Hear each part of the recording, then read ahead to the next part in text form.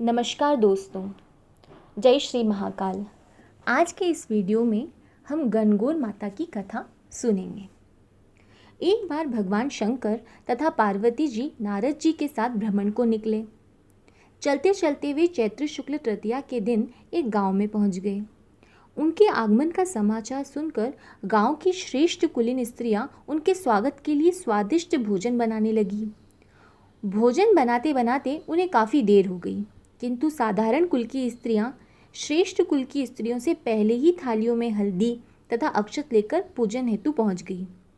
पार्वती जी ने उनके पूजा भाव को स्वीकार करके सारा सुहाग रस उन पर छिड़क दिया। वे अटल सुहाग प्राप्ति का वरदान पाकर लौटी। तत्पश्चात उच्च कुल की स्त्रियां अनेक प्रकार के पकवान लेकर गौरी जी और शंकर जी की पूजा करने पहुंच गईं। सोने चांदी से निर्मित उनकी थालियों में विभिन्न प्रकार के पदार्थ थे।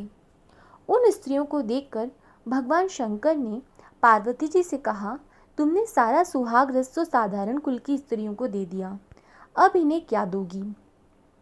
पार्वती जी ने उत्तर दिया, हे प्राणनाथ, आप इसकी चिंता मत कीजिए।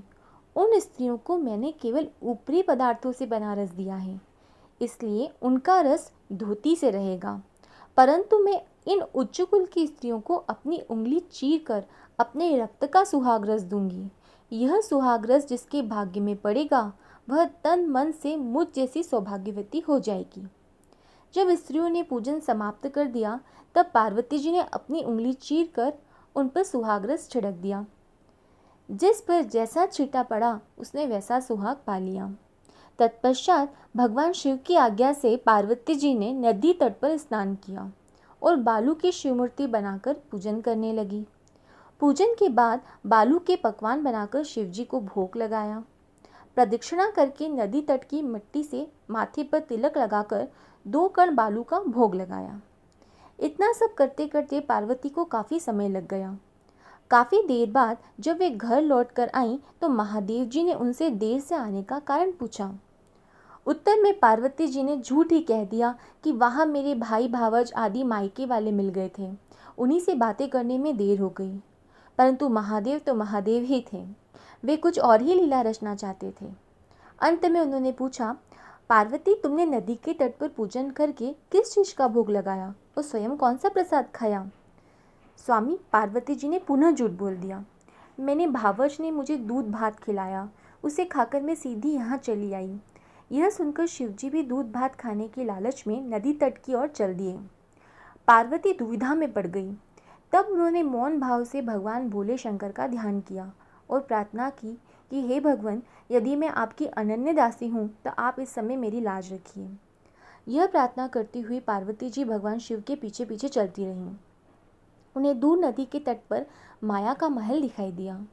उस महल के भीतर पहुंचकर वे देखती हैं कि वहाँ शिवजी के साले तथा सलहज आदि सपरिवार उपस्थित हैं। उन्होंने गौरी तथा शंकर का भावभीना स्वागत किया। वे 2 दिनों तक वहाँ रहे।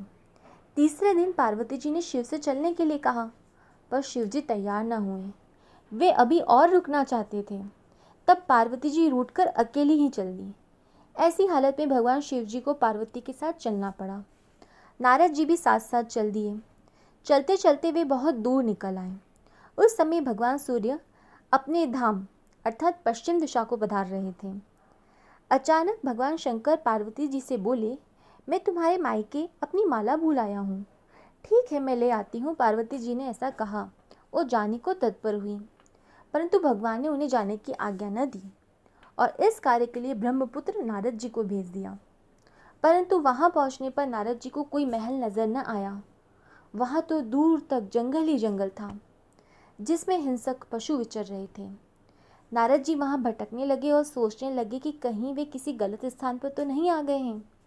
मगर सहसा ही बिजली चमकी और नारद जी को शिव जी की माला एक पेड़ पर टंगी हुई दिखाई दी। नारद जी ने माला उतार ली और शिव जी के पास पहुंचकर वहाँ का हाल बताया। शिव जी ने हंसकर कहा, नारद, यह सब पार्वती की लीला है। इस पर पार्वती बोली, मैं किस योग्य हूँ? तब नारद जी ने सिर झुकाकर कहा, माता, आप पतिव्रताओं में सर्वश्रेष्ठ हैं। आप सौभाग्यवती, समाज में आदि शक्ति हैं। यह सब आपके पतिव्रत का ही प्रभाव है।